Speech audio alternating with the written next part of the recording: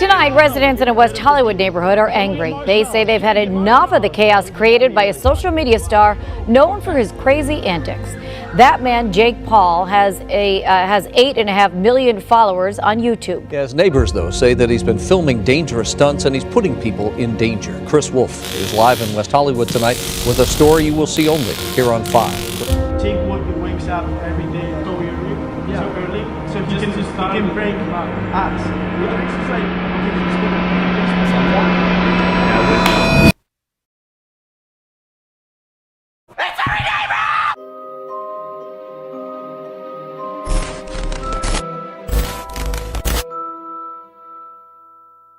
This soda, Remy boys that know fast money don't slow. Jake Joseph Paul, born 17th of January 1993, and undoubtedly one of the most unique yet controversial characters that rose to fame on this platform. However, you may also know him as the younger brother of this man. I've made a severe and continuous lapse in my judgment, and I don't expect to be forgiven.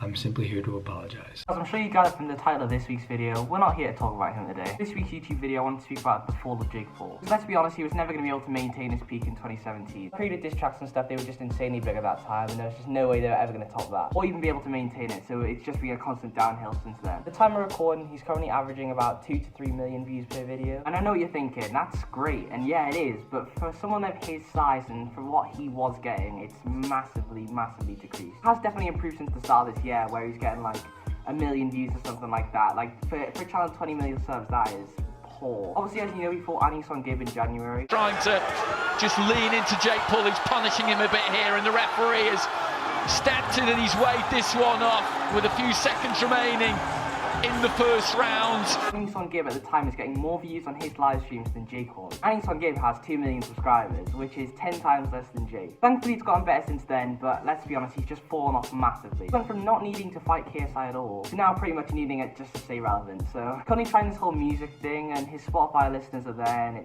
it's not great, especially when you compare it with KSI's.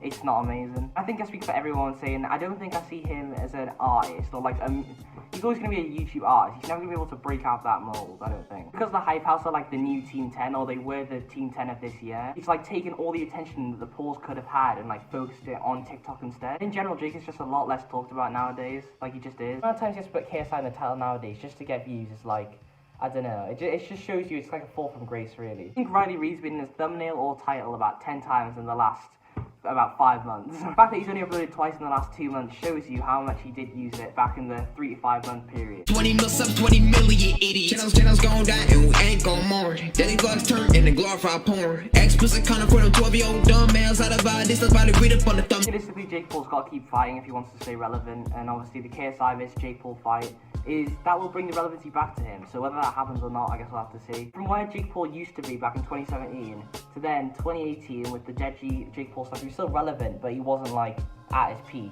And then obviously now he's pretty much at the very bottom. But I don't know why his music videos do so well for views, considering nobody actually likes his music. That's displayed by the like to dislike ratios, which are never good ever. I mean, they're better recently, but back then, oh my god. I don't think a guy that made It's Everyday Bro can be considered as an actual artist, at least not anytime soon. He doesn't even write his own music, so there's a lot less credibility there. Like I say, the fall of Jake Paul really is emphasized by the fact that KSI needed Jake Paul back in the day to get views, and like you put him in his titles and all that.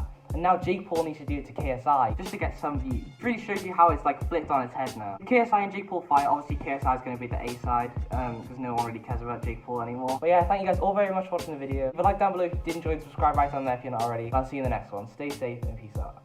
Say here I am, baby.